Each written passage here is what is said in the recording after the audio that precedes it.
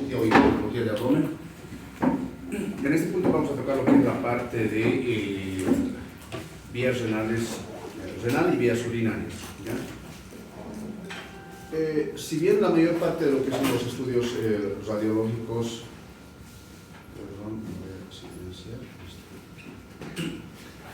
la mayor parte de los estudios radiológicos o imagenológicos en el tema del entorno urinario se limitan básicamente a los cuadros obstructivos y neoplasias.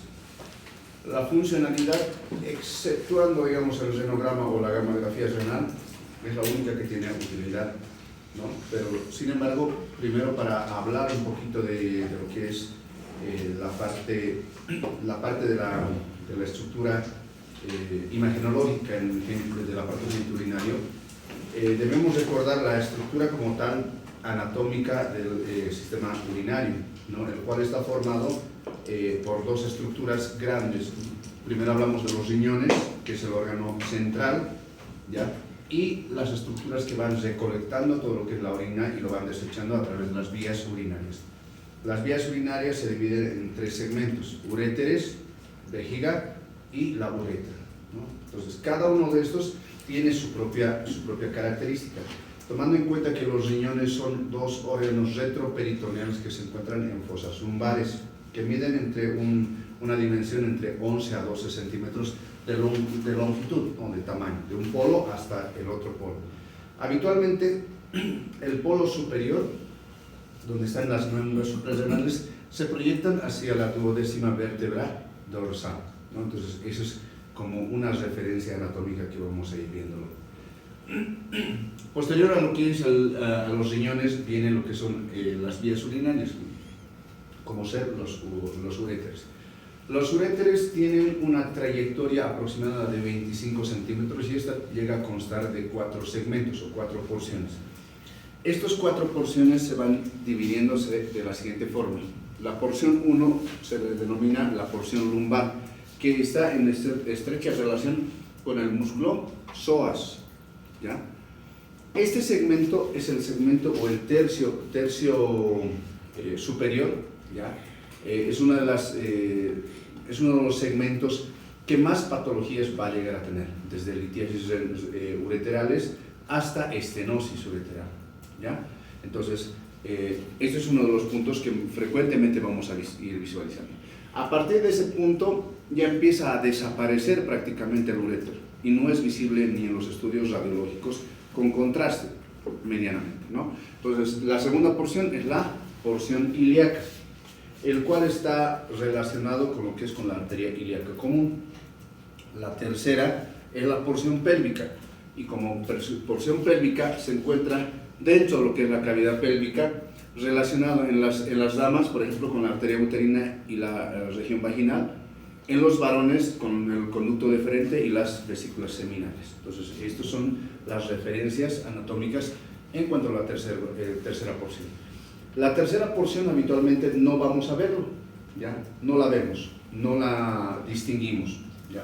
Pero sin embargo la cuarta porción sí se la ve. La cuarta porción se la denomina la porción intramural. Esta se encuentra dentro de lo que es el meato ureteral, que va ingresando hacia la vejiga, ¿no? Imagenológicamente vamos a observar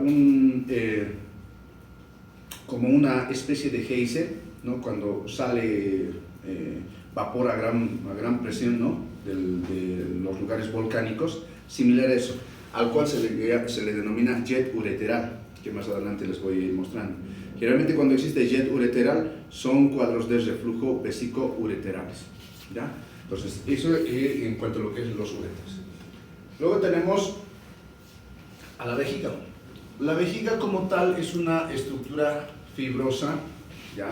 El cual cuando está colapsada tiene la musculatura gruesa. Sin embargo, cuando esta está distendida, la musculatura se adelgaza, es decir, las paredes se adelgazan, ¿ya? Son bastante retraíbles, ¿ya? Y cuando está colapsada, nuevamente repito, musculatura gruesa. Cuando está vacía, paredes finas, delgadas. Y de ahí que ustedes deben evitar realizar presiones cuando el paciente tiene la vejiga distendida. Fundamentalmente cuando el paciente se encuentra con globo vesical en los pacientes varones, ¿no? Adultos mayores. Debido a una hiperplasia de próstata puede llegar a producirse tensión aguda de orina y globo vesical. Ese globo vesical en realidad es como un globo. El globo, mientras más los ingles, ¿qué pasa? Las paredes son más delgadas. Ante cualquier presión, esta puede reventar, puede explotar. Lo mismo ocurre esto, ¿no? Por eso muchas veces una iatrogenia que constantemente en algunos lados cometen es colocarle la sonda vesical y como al paciente le duele mucho la región suprapúbica o el hipogástrico, ¿qué hacen? Le presionan para que salga rápidamente la orina. Es el peor error, ¿no? Más bien deben dejarlo, administrenle un analgésico y esperen que se drene en forma espontánea, aunque todavía le siga doliendo, ¿ya? Nunca presionen, por si acaso. La uretra. La uretra es el segmento terminal de lo que es las vías urinarias, ¿no? Y obviamente esta es la porción que comunica con el medio externo, la orina y las vías urinarias, ¿no? Y entre las vías urinarias y el segmento externo. En el varón, prácticamente el segmento de la uretra es bastante largo por las dimensiones del mismo órgano reproductor, ¿no? Entonces, en este sentido, vamos a ir hablando de 4 porciones. Una porción que se denomina la porción preprostática, que es la que se encuentra dentro de lo que es la vejiga, ¿ya? Y posteriormente viene la porción prostática. Y la porción prostática es uno de los segmentos más importantes, ¿debido a qué? Asumiendo de que este fuera, por ejemplo, la uretra, la próstata viene haciendo esto, ¿no? Se envuelve alrededor de la uretra. Entonces, cuando existe una hiperplasia o un cáncer de próstata, por ende esto va a producir una obstrucción de la uretra, ¿no? Produciendo que la vejiga se vaya distendiendo por el cuadro obstructivo a nivel de la uretra prostática, ¿ya? Es el segmento más frecuente de obstrucciones, ¿ya? La causa, hiperplasia o cáncer de próstata, no se olvide, ¿ya? Luego viene el segmento membranoso. En el segmento membranoso también puede repercutir los cuadros de estenosis uretral, ¿ya? Fundamentalmente en los pacientes que han sido sometidos a adenomectomía, es decir, una cirugía de resección de la próstata por vía transuretral, ¿no? Ustedes saben que por vía transuretral se puede hacer por vía endoscópica, pueden realizar la cirugía, ¿no? de la próstata. Entonces, una de las consecuencias, lastimosamente, es una estenosis uretral, ¿ya? En las damas, aproximadamente llega a medir entre 3 a 4 centímetros de longitud, desde la vejiga hasta el meato uretral. La uretra femenina es bastante distensible, ¿ya? Por lo tanto, debido a su corta distancia, es el motivo más frecuente de infecciones urinarias recurrentes. ¿Es sumamente fácil de soldar? Sí, pero sin embargo también a la vez es una condición para que las damas lleguen a tener infecciones urinarias recurrentes, por si acaso, ¿ya? Por la distancia, por la longitud y obviamente también por la distensibilidad de las paredes. ¿Ya? Empezamos hablando de lo que es la parte ecográfica renal. Uno de los estudios que vamos a utilizar frecuentemente para realizar diagnósticos de riñón, lo primero que vamos a pedir es una ecografía, ¿no? La ecografía como tal se hace en 2 cortes, ¿no? Esto que estamos viendo es un corte longitudinal, ¿ya? Y este es un corte transversal. Cada uno de estos cortes tiene una justificación del por qué la tenemos que hacer, ¿ya? En un corte longitudinal, lo primero que debemos observar es la relación hepatorrenal, se denomina, ¿no? Por ejemplo, en anteriores clases les había comentado que cuando tanto el riñón como el hígado tienen la misma densidad, como esta, fíjense, ¿miren? Esta con la superficie de la corteza renal son la misma, si se dan cuenta, ¿lo ven? Tienen la misma ecogenicidad. ¿Cómo nos damos cuenta? Por esta línea hiperecogénica. Pero ¿qué pasa en esta otra? ¿Qué les parece acá? Esta con esta. En este caso estamos viendo el vaso, ¿vale? Pero si fuera el hígado así blanco y el riñón de color normal, ¿cuál es el diagnóstico? Pregunta de examen. Esteatosis hepática. ¿Ya? La esteatosis hepática se caracteriza por un aumento de la ecogenicidad hepática en relación al parénquima renal, ¿ya? O a la corteza renal. En este punto, esto es a nivel hepático. Pero ¿qué pasa cuando invierte la coloración? El color se mantiene, o la tonalidad, o la densidad se mantiene en el hígado, pero sin embargo el riñón se vuelve más blanco, ¿no? Estos pueden llegar a ser patologías desde amiloidosis hasta insuficiencia renal crónica, ¿no? que pueden llegar a producir este tipo de alteraciones. Entonces, ¿para qué realizamos un corte longitudinal? ¿Cuál es el fundamento? Primero, para ver el tamaño longitudinal del riñón de un polo hasta el otro polo, y se mide de esta forma, ¿ya? La segunda indicación es la relación entre la corteza y la médula, ¿no? Entonces, ¿cuál es la corteza y cuál es la médula? Todo lo que están observando en color blanco, miren, todo ese segmento que estoy delimitando es la médula renal, y por fuera ya es la corteza renal, ¿no? Entonces, a eso se le denomina lo que es la relación córtico-medular.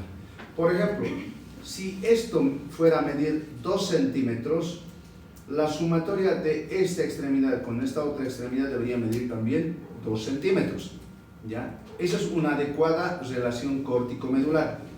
Pero ¿qué pasaría si ustedes observan de esta forma? La médula más grande y la corteza delgada, ¿no? Ahí, por ejemplo, es uno de los signos para sospechar una insuficiencia renal, donde la médula está empezándose a fibrosar, ¿no? En algunos casos puede ocurrir al revés, ¿ya? Y esto se debe a una atresia o una atrofia a nivel de lo que es la médula renal, ¿ya? Entonces, ¿para qué nos sirve el corte longitudinal? Para evaluar el tamaño del riñón, primero. Segundo, para evaluar la relación córtico-medular. Y tercero, para identificar por separado la médula renal y la corteza renal. La médula renal tiene que tener esta simetría, fíjense, esta continuidad. Es solo una isla, si vale el término, como una isla rodeado de agua, ¿no?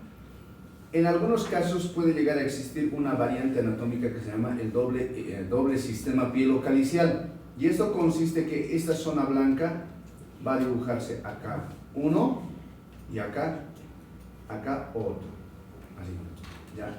Y esto completamente del mismo tono que la corteza renal, ¿ya? Entonces eso se llama doble sistema pielocalicial, que es una de las variantes anatómicas más frecuentes ya en la actualidad, ¿no? Si por ejemplo, les aseguro que si a ustedes les hiciera una ecografía, como que sí vamos a hacerlo, ¿no? Les aseguro que por lo menos 1 o 2 personas van a llegar a presentarse de doble sistema pielocalicial, ¿no? ¿Por qué? Porque es una variante anatómica congénita, ¿ya? El corte transversal, algo que me he olvidado. ¿Ven esta línea? ¿Logran ver esa línea hiperecogénica? Esta. ¿Se ve, no? Esa línea está formada entre el hígado y el riñón. Esa línea se llama espacio de Morrison, por si acaso. Espacio de Morrison, ¿ya? El espacio de Morrison es un espacio virtual donde en condiciones normales simplemente se une la fascia de Gerota con la cápsula de Gleason, formando esa línea hiperecogénica. Pero sin embargo, hay un aspecto fundamental. En un paciente con ascitis o en un paciente con trauma abdominal cerrado, entre estos van a observar una imagen negra, ¿no? Que corresponde al líquido libre intraabdominal, ¿ya? Eso entre el hígado y el riñón. Entre el vaso y el riñón izquierdo, fíjense esta línea. Este espacio se denomina espacio de Collier, ¿ya? el espacio de Collier o espacio espleno-renal es uno de los espacios también virtuales, pero que se encuentra en el hipocondrio izquierdo, por si acaso. ¿Está bien? Eso me olvidaba decirles. Ahora, nos vamos al corte transversal. En el corte transversal, fíjense, vamos a medir lo que es el diámetro transversal, sí. Pero fundamentalmente este corte se lo realiza para ver el ilio renal. ¿Cómo está conformado el ilio renal? Arteria vena renal y eso, el uréter, que va saliendo. Y fíjense, ahí está. Todo este lugar es el ilio renal. Y acá, esto que estamos viendo, una imagen anecogénica, donde está la flecha, corresponde a la arteria renal, ¿no? Entonces, ante la sospecha de que nosotros vamos a realizar un corte transversal sí o sí, ante la sospecha de trombosis renal, ¿ya? O incluso ante la sospecha de una obstrucción por un cálculo a nivel del segmento superior del uréter, ¿ya? Entonces, ¿qué nos valora el corte transversal? Ilio renal, suficiente, ¿está bien? ¿Cómo está formado la médula renal? Anatómicamente.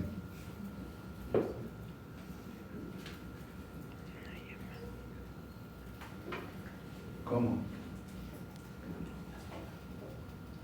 Las pirámides. Ya, las pirámides de Malpighi y las columnas de Bertin. Estos van a formar lo que son las cálices renales y posteriormente van a progresar ¿a qué? A la pelvis renal. Y la pelvis renal llega a formar ¿qué? El uréter.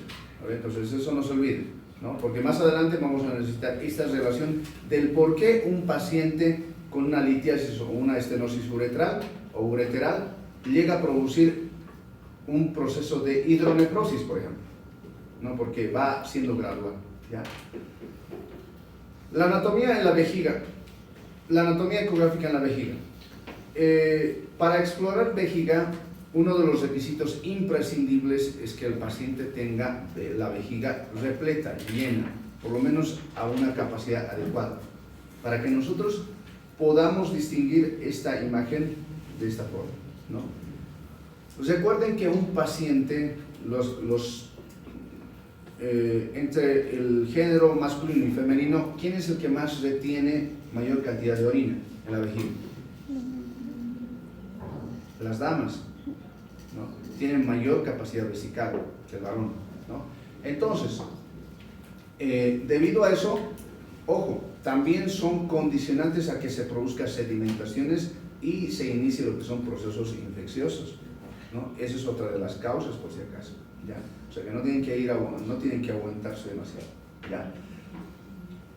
Las paredes de la vejiga, cuando están distendidos, pueden llegar a medir menores a 3 milímetros, ¿ya? Menores a 3 milímetros, y se va adelgazando cada vez más. Fíjense, en este punto, cuando una vejiga está a la mitad de su capacidad, podemos observar dos conductos, dos orificios, ya, ahí están, estos dos orificios son los meatos ureterales, ¿ya? Estos meatos ureterales en realidad viene así, el uréter se va por detrás, ¿ya? Por detrás de la vejiga e ingresa a ese punto, ¿ya? Entonces, esos puntos obviamente pueden llegar a producir una serie de trastornos como ser el famoso jet ureteral. Lo que estamos viendo en este punto, miren,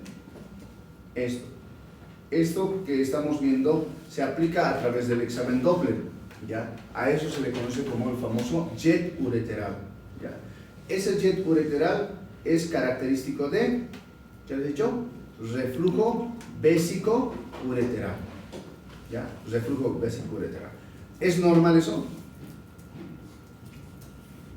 No, no es normal. Habitualmente eso va a producir cuadros infecciosos recurrentes, ¿ya? Ahora, en semiología imagenológica, recuerden que hemos hablado de las fases de los medios de contraste. Ya, me están estimulando a preguntarles a algunos, no sé, te están cuchicheando. ¿Cuáles son las fases de los medios de contraste? ¿Cuáles son las fases? Primero hablamos de una fase simple, luego viene la fase arterial temprana, luego viene la fase arterial tardía. Ya, al final un examen.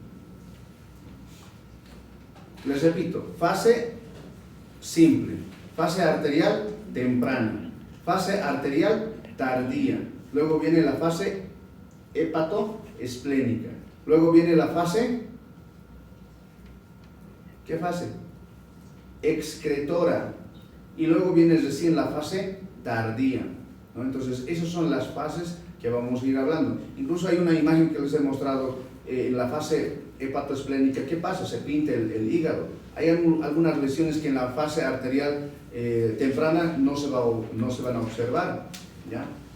Bueno, en este caso estamos hablando de la urotomografía, o también denominado pielotomografía, aplicado con los medios de contraste, con las fases de contraste, ¿no? Cuando nosotros sospechamos de un paciente con litiasis renal, el calcio, ¿de qué color se observaría en una tomografía? O sea, ¿es hiperdenso, isodenso o hipodenso? Hiperdenso, ¿verdad? Listo, a ver, por lógica, si yo observara en este punto así, ¿esto se puede considerar un lito? Sí. A ver. Ahora, imagínense, yo voy a querer sacar, a ver, quiero ver una tomografía, me voy a hacer a los capos, le pediremos una urotomografía con contraste. ¿Voy a poder observar un lito? Les pregunto. ¿Sí o no? ¿Sí o no? No. ¿Por qué? A ver, fíjense, lógica, chicos. Miren, si el color es blanco y hiperdenso y le van a meter contraste, se va a camuflar, ¿no ven? Entonces, ahí va el principio. Cuando ustedes presencian un cuadro de cólico renal con presencia de hematuria en examen general de orina, eso es una sospecha de litiasis reno-ureteral. ¿Qué hacen? Obviamente muchos dicen, le pido ecografía. Puede ser, pero la ecografía no es sensible. El más sensible para lo que es litiasis renal es urotomografía en fase simple, o una urotomografía simple, ¿ya? A ver. La última de esa fila. ¿Por qué se sienta al último? Siempre pregunto a los últimos. Acá. ¿Qué es el dolor cólico renal?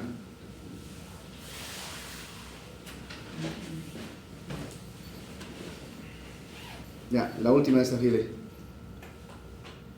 Dolor cólico renal. Detrás de ti.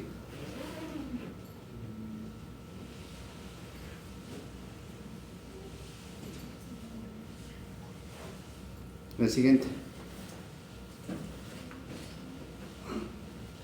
Aquí, al frente. Tu amiga de atrás, tu compañera de atrás. Se esconde, mire, se agacha la cabeza. ¡Vamos! A ver, ¿alguien me puede responder qué es el dolor cólico renal? Es el dolor renal que puede estar ocasionado por la presencia de un cálculo. Ya. ¿Qué Con más? las vías urinarias también puede darse. Sí, está bien. Pero ¿cómo digo yo esto es un dolor cólico renal? Semiología. Algunos que han rotado conmigo les he explicado una y otra vez. Adelante. Tal vez porque tiene disfunción en una parte de lo que sería el hipogastrio, porque está lleno de líquido. A ver, puede ser que les ponga un caso de esta característica. ¿No ven? Paciente que acude con cuadro de dolor en región de fosa lumbar de tipo cólico que inicia a las 8 de la mañana. Media hora posterior migra hacia región de flancos. Posteriormente migra hacia fosa ilíaca derecha. Posteriormente migra hacia hipogastrio. Posteriormente a las regiones genitales y termina en en el momento en cara interna del muslo derecho. Ese trayecto que les he relatado se llama dolor cólico renal. ¿Entendido? ¿Ya? Por si acaso. ¿Ya? Así para que no se olvide. ¿Cómo era? Fosa lumbar, flancos, fosas ilíacas, hipogastrio, áreas genitales y cara interna del muslo. Obviamente el paciente no les va a decir así. Les va a decir, doctor, me ha empezado el dolor acá y me ha venido hacia abajo e incluso me hizo doler mis partes y hasta mi muslo me duele. Así les va a decir. Entonces basta que con que ustedes sepan ese concepto de cómo migra, ya saben que es un dolor cólico renal. Y habitualmente estos pacientes vienen con náuseas, incluso con vómitos, hasta con diaporesis. ¿Ya? ¿Qué le van a pedir? Yo le pido un examen general de orina primero. ¿Para qué? Para evidenciar si hay o no hay hematuria de sangre. Después, ¿cuál va a ser mi conducta? ¿Qué le voy a pedir? Pielotomografía en fase simple. ¿Está bien? Eso quiero que entiendan bien. ¿Ya? Por eso hago tanto preámbulo para decir solamente eso. ¿Ya? No se olviden. Luego vienen las fases.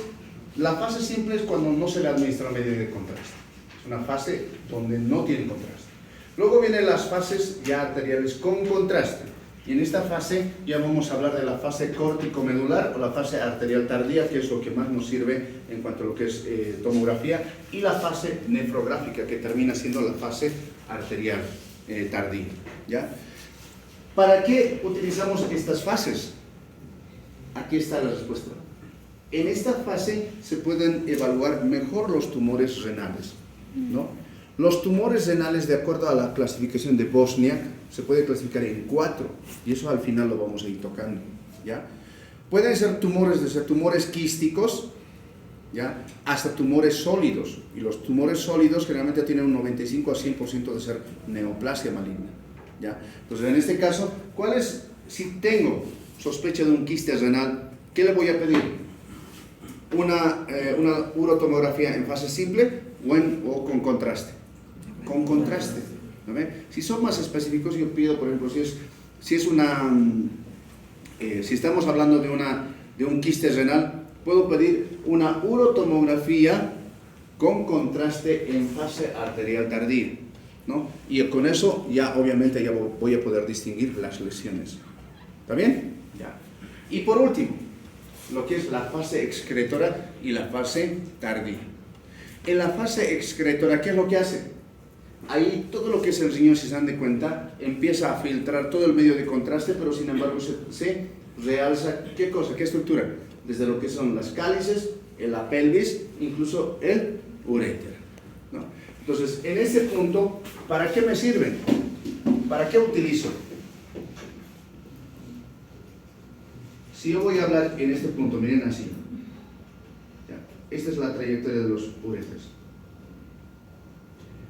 ¿Qué pasa si este punto está así bien dilatado y de pronto se estrecha? De esta forma. ¿Cuáles serían mis posibles diagnósticos?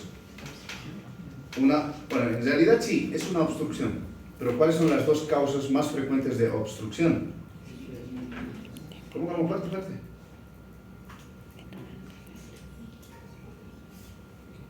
Ya, voy a asumir que esto es un lito, ¿ya? Un cálculo que se puede enclavar y puede producir un reflujo y acumulación y dilatación de los uréteres, e incluso puede llegar en algún momento hacia la pelvis o hacia la médula renal, produciendo una hidronefrosis. ¿Vale? Otra causa. Sabemos que los uréteres son estructuras tubulares de esta característica, pero ¿cómo se denomina a esto que les estoy dibujando, aunque feo? ¿Cómo se denomina esto? Eso, estenosis. ¿Ya? Las estenosis congénitas en los niños, fundamentalmente, la causa de hidronefrosis en niños es estenosis. La causa de hidronefrosis en adultos, en jóvenes y en adultos, ¿cuál es? La litiasis renoureteral. ¿Está bien? Dos causas diferentes. Ya, listo. Prepárense porque van a dar examen al final. ¿Qué pasó? Ya. Una tomografía, ya a partir de un medio de contraste, nos permite realizar una serie de reconstrucciones tridimensionales, ¿no? Habitualmente una reconstrucción tridimensional es útil para valorar la estructura anatómica, la anatomía de las estructuras del riñón y las vías urinarias, ¿no? En este caso, en algunos casos puede existir cuadros de ectasias, cuadros de agenesias, ¿ya? Ectopías, como también incluso puede llegar a ocurrir lo que son malformaciones congénitas, como el riñón en herradura y el riñón en esponja, ¿no ven? Entonces, estos a través de qué vamos a diagnosticarlos, a través de una urotomografía con reconstrucción en 3D. Utilizando un estudio radiológico simple, una radiografía, se puede hacer una serie de estudios. Entre ellos vamos a hablar lo que es la cistoureterografía miccional, ¿ya? La cistoureterografía miccional consiste en colocarle un medio de contraste a través de la uretra, tal cual están observando, miren. Se le coloca una sonda vesical y a través de esto se instila mezclando líquido, solución estéril con medio de contraste iodado, se le mezcla. ¿Esto con el fin de qué? De proporcionar que la vejiga se distienda y podamos observarlo su máxima capacidad. Pero ¿cuáles son los motivos por los cuales hago este estudio? Fundamentalmente, esto lo hago con el fin de ver la incompetencia a nivel de lo que es el esfínter ureterovesical, ¿no? Entonces, ¿eso qué significa? Por ejemplo, si el esfínter ureterovesical está funcionando bien, ¿qué va a evitar? Que el medio de contraste se pinte hacia arriba, ¿no? A ver, un ejemplo. ¿Qué pasaría? En este caso esto es normal, pero ¿qué pasaría si yo observara de esta forma el uréter? Empieza a pintarse hasta cierto punto. ¿Cuál sería el diagnóstico? Reflujo vésico ureteral, ¿no ve? Eso significa que a nivel de lo que es el meato uretral ha perdido esa insuficiencia, ha tenido esa contractibilidad para evitar que esto refluya. En cuadros de reflujo vésico ureteral incluso puede llegar hasta los riñones, provocando una hidronefrosis. Entonces, la hidronefrosis no solamente puede ser también por causa del uréter, sino que también por una incompetencia a este nivel. ¿Está bien? Y por esa situación se hace esto. En algunos casos, este estudio también nos van a permitir evaluar incluso algunas malformaciones e inclusive antecedentes de fístulas, ¿no? Por ejemplo, en los pacientes masculinos, ya, debido al cáncer de próstata, puede producir fístulas vésico-rectales, ¿no ven? Esa fístula vésico-rectal obviamente va a proporcionar que al instilar medio de contraste se va a visualizar todo lo que es la ampolla rectal a su vez, ¿no? Y esa es la forma como vamos a diagnosticar. La urografía intravenosa o la pielografía intravenosa. Este estudio generalmente se utiliza para evaluar todo el sistema colector, ¿ya? Los uréter, hasta los uréter, todo lo que es el trayecto del uréter. Entonces, esto se puede hacer tanto con la radiografía como también con la tomografía, pero sin embargo, fíjense, en una fase arterial tardía, en la fase excretora, ¿qué nos permite visualizar? El sistema colector. Y ahí está, miren, todo el sistema colector, bien pintadito, ¿ya? Pero sin embargo, en esta radiografía en especial, veamos cómo se encuentra el uréter izquierdo en relación al uréter derecho.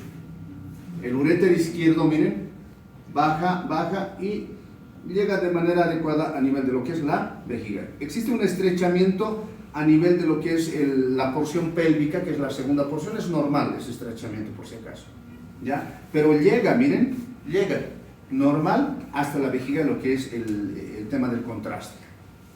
Pero ¿qué sucede en el lado derecho? Viene y en este punto desaparece, ¿no? Desaparece y no se observa absolutamente nada, hasta que al final aparece un pequeño esbozo de lo que es el uréter derecho, ¿ya? Nada más, ¿no? Pero sin embargo existe un estrechamiento. ¿Cuáles son los posibles diagnósticos de este paciente? Ya, obviamente, litiasis ureteral o estenosis ureteral. Ahora, como les dije, existe una diferencia en cuanto a lo que es la edad. ¿Qué pasaría si es un muchacho de 12 años? ¿Cuál es el diagnóstico? Estenosis. Si hablamos de un paciente de 40 o 50 años, litiasis. ¿No ve?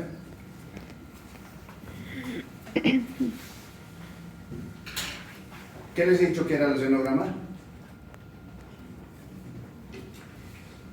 Al principio les hablaba. Renograma, o también denominado gamografía renal.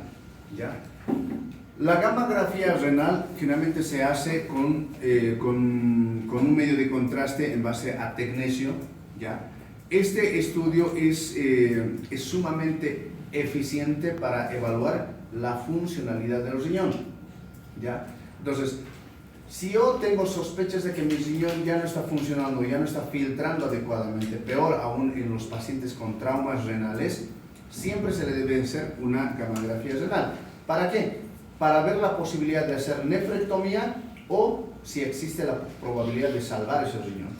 Entonces, en este punto, fíjense, ¿qué les parece estos dos riñones? Miren, el riñón izquierdo se encuentra normal y el riñón derecho, ¿cómo está? Pequeño. ¿Ya?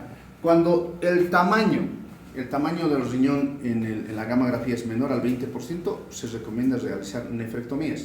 ¿Ya? Entonces, ¿qué nos permite observar el renograma o la gamografía renal? La funcionalidad renal, no se olvide. ¿Ya? Entonces, es más, este estudio me permite monitorizar los trasplantes renales. ¿Ya? ¿Alguien me puede decir dónde se implanta el riñón trasplantado? ¿En qué parte de la anatomía?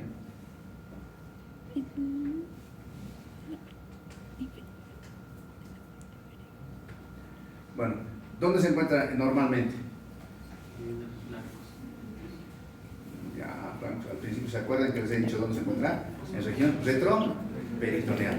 ¿Lo ve? A nivel de la duodécimo arco, vértebra dorsal. ¿Lo ve? Ese es el límite. Entonces, normalmente ahí debería estar el riñón fisiológico, pero el riñón trasplantado lo van a encontrar en fosas ilíacas por si acaso. ¿Ya? O sea, ya no se le pone en el mismo lugar, ojo, en fosas ilíacas lo van a encontrar. Por ejemplo, en un riñón trasplantado, querer encontrar con ecografía dónde está, no está su riñón trasplantado, busquen en fosas ilíacas. ¿Ya? Entonces, la gamografía es un estudio que permite también ver si ese riñón trasplantado, alguien creo que se está midiendo sus riñones trasplantados. Vean, si un paciente, después de los 3 meses, del tercer mes de tratamiento con inmunosupresores, para que no produzca el síndrome de rechazo al trasplante, ¿ya? Se le hace una gamografía. ¿Con qué fin? Para ver si ese riñón trasplantado ha aceptado o no lo ha aceptado, ¿no? Porque muchas veces este paciente puede ser que ya no le esté aceptando, por lo tanto ese trasplante, en vez de producirle un bien, le va a producir un mal. Entonces, por lo tanto, se retira ese trasplante renal, ya ese riñón trasplantado, y vuelve al estado original de lo que es la hemodiálisis. ¿Ya? Variantes anatómicas y malformaciones. En este punto ya observamos, ¿qué estamos viendo? El riñón en herradura. El riñón en herradura es la malformación más frecuente que existe en la actualidad. ¿Ya? El 90% se fusiona con sus polos inferiores y solo un 10% se fusiona en su polo superior. ¿Ya? Entonces, siempre va a llegar a formar una especie de U, tal cual están observando. El 90%. ¿Ya?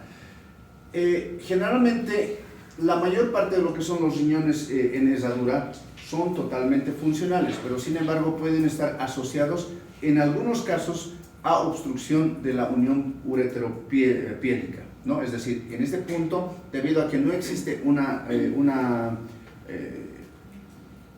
hendidura que permita que baje lo que son los uréteres, puede llegar a producir una obstrucción extrínseca, ¿ya? Y obviamente producir hidronefrosis. En algunos casos, debido a esto, también pueden ser proclives. Estos pacientes son proclives a litiasis renales frecuentes y también infecciones urinarias.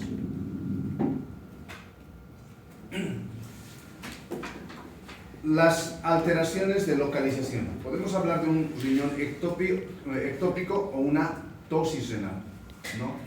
Tosis renal, en este caso, hablamos en forma funcional en pacientes trasplantados. ¿Dónde se trasplanta? Fosa ilíaca, ¿no? Derecha o izquierda. Ectopía significa que está descendido, ¿no? En una porción más inferior que lo normal, ¿ya? Las agenesias. ¿Qué significa agenesia? Ausencia. Entonces, cuando hablamos de ausencia, habitualmente se habla de agenesias unilaterales, ¿no? Uno por cada 5.000 habitantes se menciona de que son pacientes monorrenos, pero desde nacimiento, congénitos, por agenesia unilateral. Aunque no me lo crean, un muchacho recientemente, el año pasado, hicimos un estudio ecográfico a todos los chicos de la UDABOL, ¿no? A la vez que vimos que tenían mucha esteatosis, ¿no? Por consumir bebidas energizantes. Estos pacientes, este muchacho no sabían, pero sin embargo le buscamos su riñón, pero no lo encontrábamos, ¿ya? Y era monorreno, ¿no? Pero ¿cuál es la característica del paciente monorreno o con agenesia unilateral? Que el único riñón, se empieza a producir un aumento de tamaño, ¿no? Sustituyendo lo que es la funcionalidad de ambos riñones, por si acaso, ¿ya? Entonces, eso tienen que ir observando. Habitualmente el riñón, la agenesia renal, tiene mayor frecuencia en hombres, ¿ya? En hombres, y generalmente la ausencia termina siendo el riñón izquierdo, en la mayor parte. ¿Ya? ¿Se acuerdan hace un momento que les he hablado de esto? Sí. ¿Ve? Porque normalmente esto debería ser así. Esto debería tener un color continuo, de esta forma, ¿lo ve? Donde toda la región de la médula renal debería ser de esta forma, ¿verdad? Pero ¿qué estamos viendo? Y es lo que justamente les decía. Acá tenemos una isla, acá otra isla. Esta es la variante anatómica más frecuente que existe en la actualidad, ¿ya? Generalmente este tipo de anomalías existe 2 por cada 1.000 habitantes, ¿ya? Eso es claro.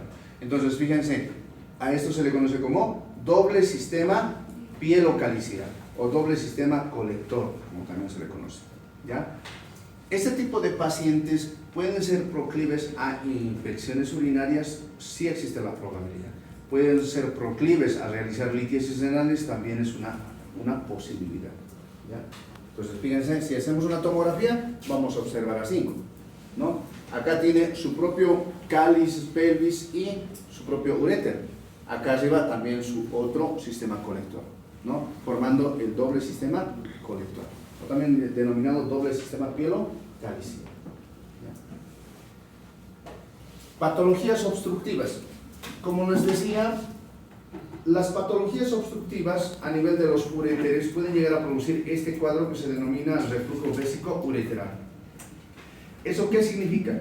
Cuando yo observe, por ejemplo, acá un lito, un cálculo en este punto, esto va a llegar a producir acumulación de líquido en el interior del uréter.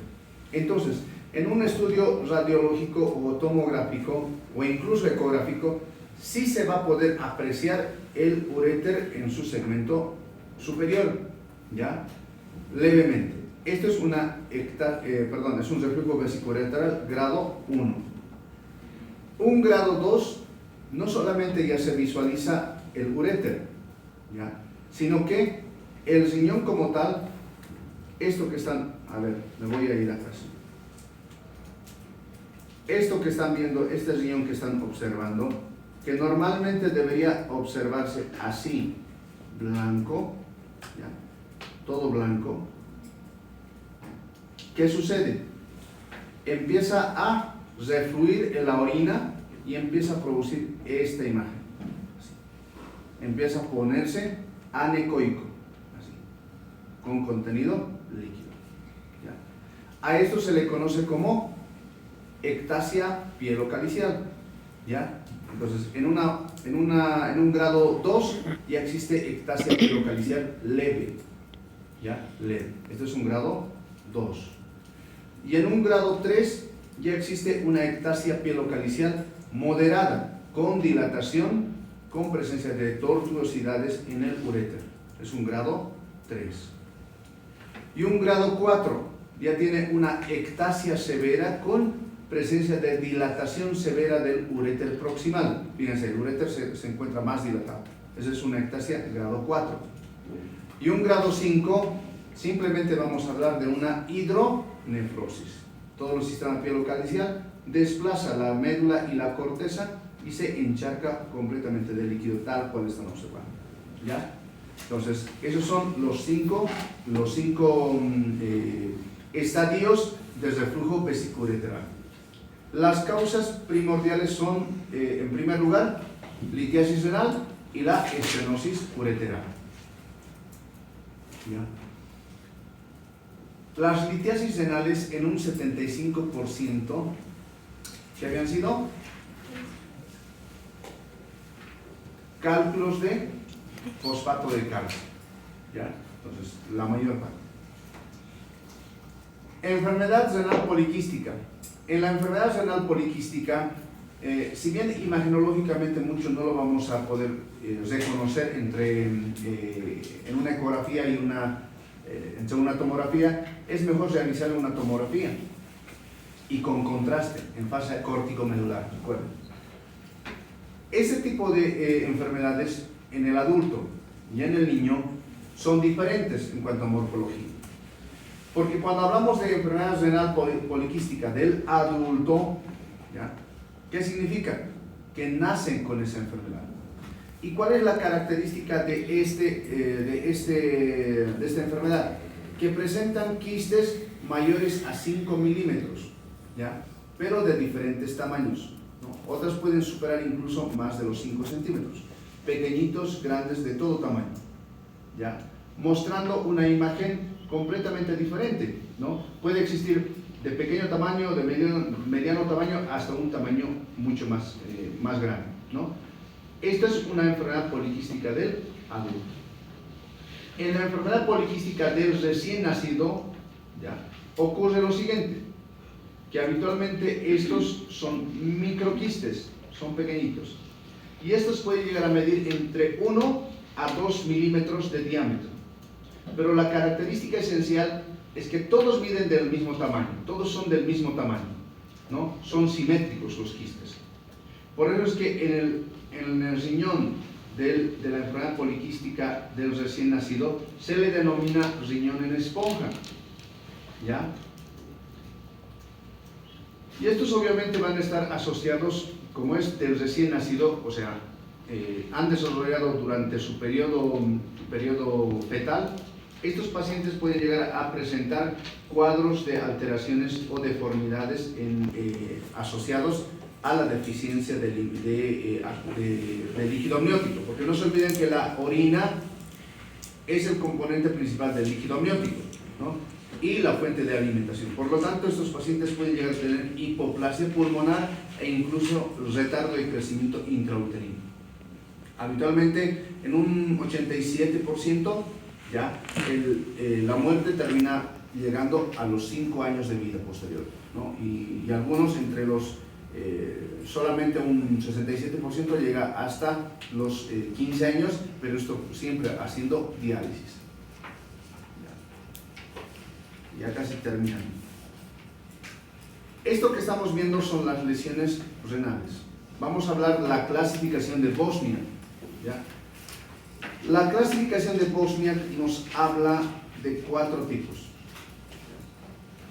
Esta clasificación tiene como particularidad el tipo de lesiones. Un Bosniak 1 es una imagen con contenido líquido, es decir, que es una imagen quística, ¿ya? Con paredes finas, ¿ya? Y que generalmente, si estamos hablando de una ecografía, fíjense, esto es una imagen quística, es un quiste simple.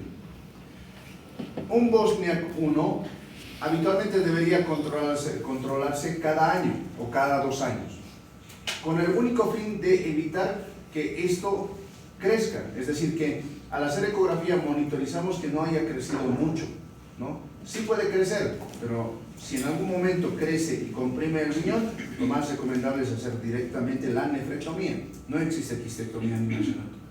¿Ya? Entonces, eso es importante verlo, ¿ya? Pero siempre un Bosniak 1 terminas teniendo un nivel de malignidad 0, ¿no? Si en algún momento les dice doctora o doctor, ¿será que al tener este quiste voy a llegar a tener cáncer? No, 0%. Un Bosniak 2, ahí sí, ya empieza a aumentar. Peor aún si es un Bosniak 2F, pero sin embargo vamos a ir hablando de esto. El Bosniak 2 ya llega a tener un nivel de sospecha de neoplasia de un 5%. Y esto se requiere hacerle incluso una biopsia. ¿Cuál es la diferencia entre el anterior, el Bosniak 1 y el Bosniak 2? La presencia de tabiques finos, fíjense, tabiques finos, ¿ya? Que en su interior, en el interior de lo que es el quiste, se va a visualizar. Eso es un Bosniak 2. Un Bosniak 3 ya presentan tabiques más gruesos. Fíjense, estos tabiques que estaban delgados, estos se vuelven más gruesos. Y además, miren, la pared del quiste se visualiza mucho más grueso. ¿Lo ven? Entonces, Bosniak 3, paredes gruesas con tabiques engrosados. ¿Ya? Ese es un Bosniak 3. Un Bosniak 3, su sospecha de neoplasia es entre un 50 al 70%. Requiere que le hagan una biopsia y en algunos casos incluso una nefrectomía electiva. Un Bosniak 4, ya hablamos de que tiene un nivel entre el 95 al 100%, no 10 nomás, 95 al 100% de ser neoplasia. Y este se caracteriza por presentar paredes engrosadas, tal cual están observando, ¿ya? Tabiques engrosadas, pero fundamentalmente con presencia de vegetaciones, lesiones vegetales, así, tal cual están observando, en el interior del quiste. Además, si a esto le hago una ecografía Doppler, va a haber datos de hipervascularización, y esto termina siendo 100% neoplasia, ¿ya? Entonces, repasamos. Bosniak 1, quiste así, con paredes finas. Bosniak 2, paredes finas, tabicaciones finas, ¿no? Bosniak 3, paredes gruesas, tabiques engrosados. Bosniak 4, paredes gruesas, tabiques gruesas, presencia de vegetaciones y datos de hipervascularización o Doppler positivo. ¿Está bien? Ya. En cuanto a lo que es el tamaño, vamos a hablar del cuando yo digo esto que están observando, miren acá. Esto es el riñón. Miren, en su interior está completamente negro, pero por detrás proyecta refuerzo acústico posterior. ¿Ya? ¿Qué se denomina eso? O sea, ¿qué sería esto? Eso, hidronefrosis. ¿No ve? Recuerden que el líquido es lo único que puede llegar a producir refuerzo acústico posterior, ¿verdad? Ya. En este punto hablamos de hidronefrosis. Ya. Y obviamente la hidronefrosis va a asociarse a aumento de tamaño renal. ¿Ya? Lo contrario, cuando un paciente diabético con amiloidosis o una nefropatía hipertensiva entra en insuficiencia renal, la primera imagen que va a llegar a producir es el aumento de la hiperecogenicidad, así, tal cual. Miren, el riñón está más blanco que el hígado. Es el primer signo de insuficiencia renal. El segundo signo es la disminución del tamaño renal. ¿Ya? El tercer signo termina siendo ya, los bordes a nivel de lo que es el riñón con insuficiencia renal son irregulares, casi lobulados. Esos son los 3 signos ecográficos o imagenológicos. ¿Está bien? Listo, eso es todo. ¿Alguien tiene alguna pregunta? ¿Duda? Ya, saquen una hoja.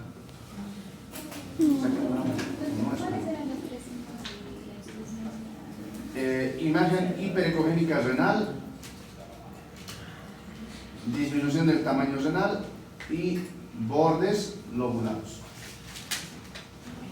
Además faltan unos 40 minutos que tenemos para dar un examen. Ya, saquen una.